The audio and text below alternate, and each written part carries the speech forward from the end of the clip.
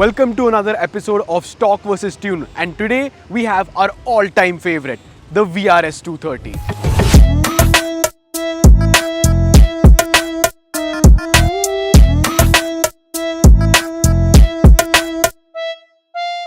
This over here is a stock VRS 230 which is on sale on TDH Classifieds. And this over here is a stage 2 tuned VRS 230 built by Autodecid Performance. And today, this is not really a comparison video. We're here to tell you, should you keep your VRS 230 stock or should you keep it tuned?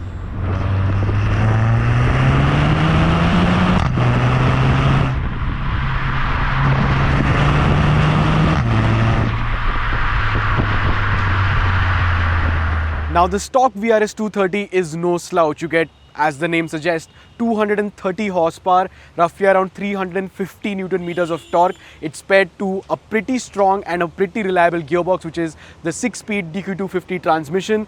The engine itself is pretty strong, pretty reliable. It has no real faults as such, but I mean, of course, if you're a car enthusiast, you have to start tinkering with stuff.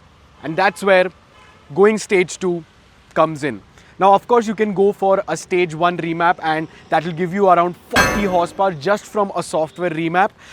But stage 2 is where things get a little bit more spicy. You retain the stock IS20 turbo, which gives you that initial boost of power, but then you tinker around with other things in the engine bay. For example, this car gets an Eventury red carbon fiber intake, which looks absolutely stunning.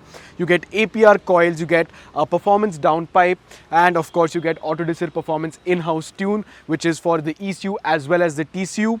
You have some more aesthetic mods, which I'll get to in a minute, but combine all of the performance mods and you get roughly around 330 horsepower and 450 to 500 Newton meters of torque. And that is with stock internals, a stock gearbox, no major changes as such, all bolt-on parts. But which stage of tuning is for you?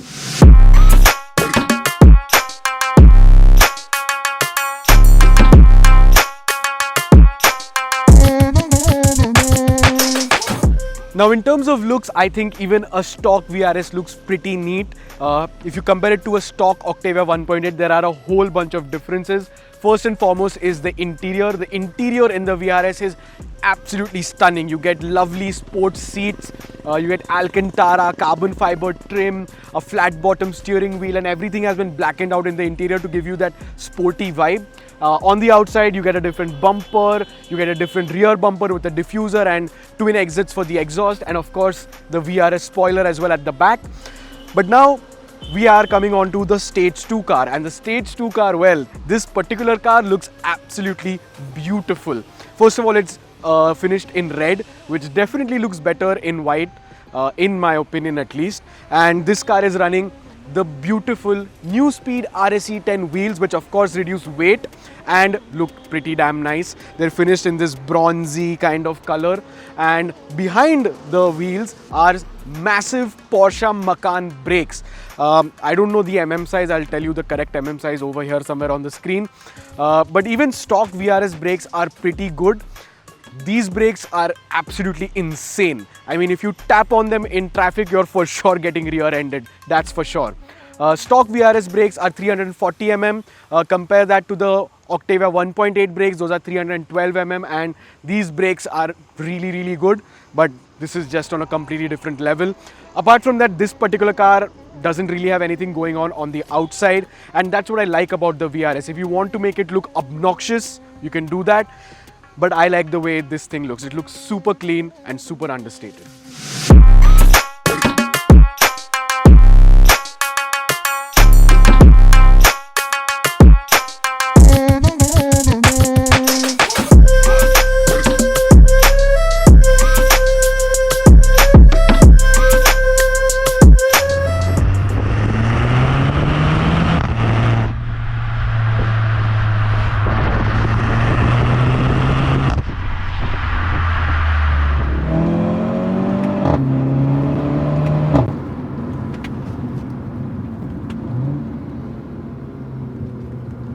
The VRS 230 is almost 6 years old now, and you actually can't really feel it in the interior. You have all of the modern amenities that you want: Android Auto, Apple CarPlay. You have a very nice looking analog instrument cluster in front of you with a little screen in the middle for all of the other driving data that you want. But the VRS is such a car that you can well have multiple personalities in one single car. I've seen people actually have a chauffeur-driven VRS. I've seen at least 2 or 3 of those in and around Pune, which is also a really cool thing because, to be very honest, the back seats of the VRS are very usable, loads of leg space and decently comfortable. But the real reason why you would buy the VRS is, well, for the driving pleasure.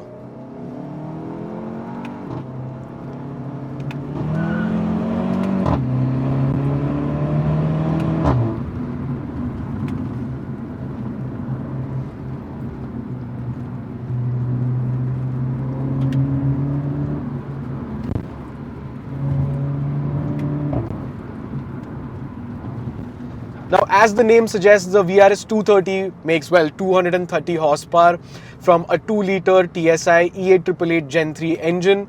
Mated to that is the 6-speed DQ250 gearbox, and if you know anything about the world of VAGs, the DQ250 is a pretty solid gearbox. You don't have to worry about it. It does not have the same problems as the DQ200. So that is one of the biggest plus points as to why you should buy a VRS over, let's say, an Octavia 1.8 because of the gearbox.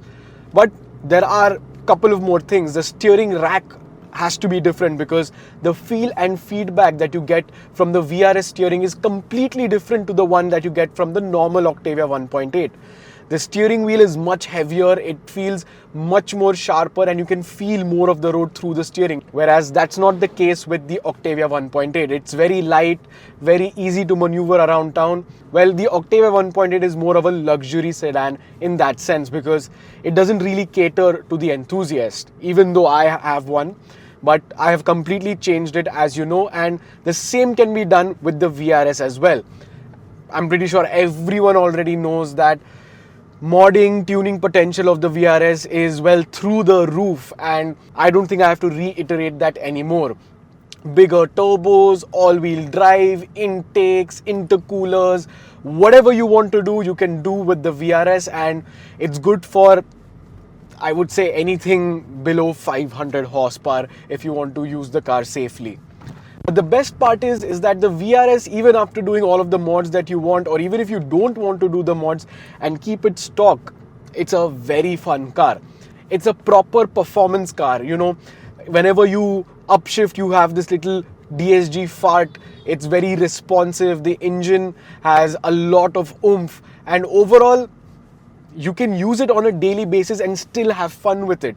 The interior is lovely. You get these sports seats which have the VRS logo on them. They're made out of Alcantara red stitching, carbon fiber door trim. So it's a very different experience compared to a normal Octavia 1.8, and that is one of the redeeming factors of the Octavia VRS over the 1.8, is that the special factor in the VRS is definitely there. Moreover, once you get into the handling side of things, again, the VRS has stiffer shocks. The brakes are 340mm brakes, so it stops on a dime. And all of these small modifications that the VRS has over a normal 1.8 really come together as a total package and give you a car that has a completely different experience.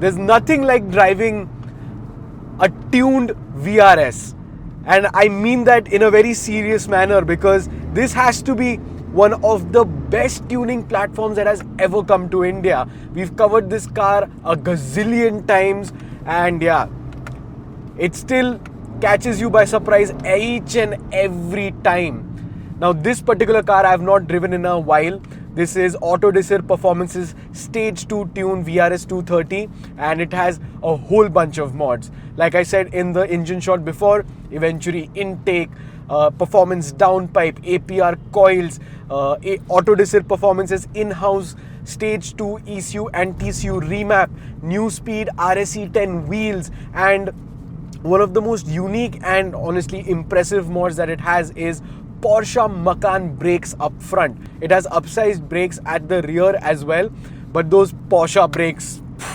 they stop you in an instant. Whoa. Too good. The brakes are absolutely amazing.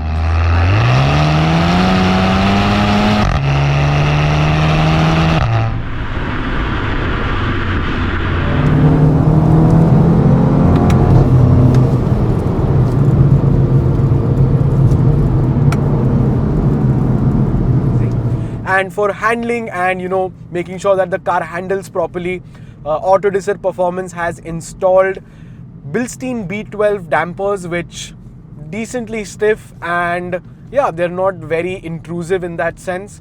They are compliant when you want them to be compliant, and they're stiff enough for you to attack some corners. And in order to improve the body's rigidity, this car, just like my Octavia 1.8, is running Peak MU's underbody braces, 2 of them to be exact. And yeah, the whole car is low to the ground and has loads of grip, stops really well, sounds decent because it's running just a downpipe and the stock exhaust, so it doesn't drone.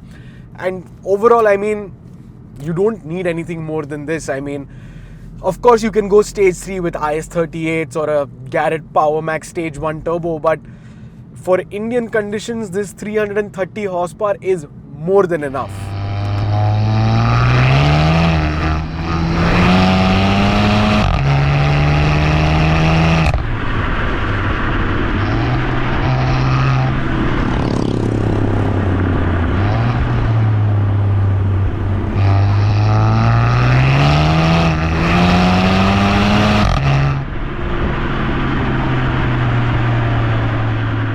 Now, a lot of people are confused as to what sort of power levels or what sort of stage tuning you should take your VRS to.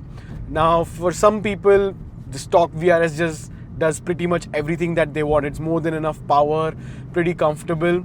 But of course, if you're an enthusiast, you want to start experimenting and tinkering with everything that's possible. Stage 1, just the software, runs pretty decent. Stage 2, a lot of people are a little bit on the edge of it because the power curve or the torque curve gets a little bit weird, but this particular car drives very nicely. And if you just don't want to go balls out crazy with the VRS, well, stage 2 is a pretty good spot for that. But if you really want to go balls out crazy wacko with the VRS, you can do that.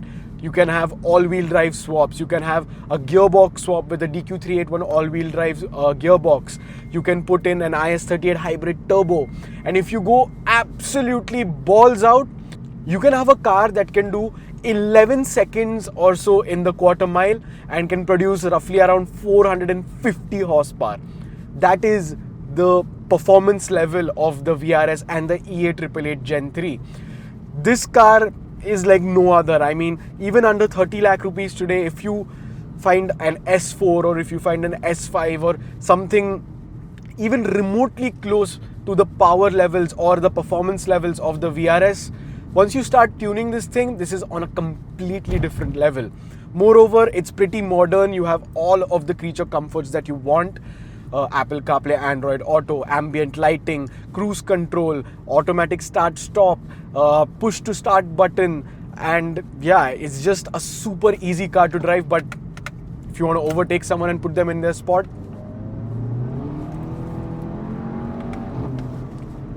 it does that. Now let's address the elephant in the room. Should you buy a tuned VRS or should you buy a stock VRS, and should you keep your VRS stock or tuned? Let's answer the first part of the question. I think it's totally fine to buy a tuned VRS because there are a whole bunch of reputed garages and shops in India which have built some really impressive builds with the VRS 230 or the VRS 245.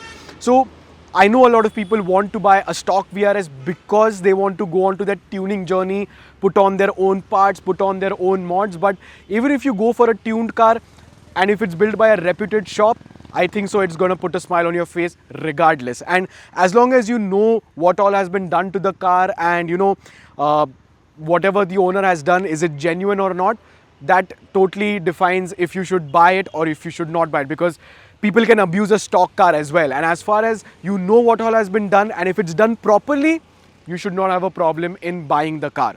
Let's face it, buying a stock car has its perks as well. You get to take the reins, researching and handpicking parts that fit your driving style. It's like building a relationship with your ride. You get to know its quirks, its strength, and its potential. Want to go full throttle stage 3?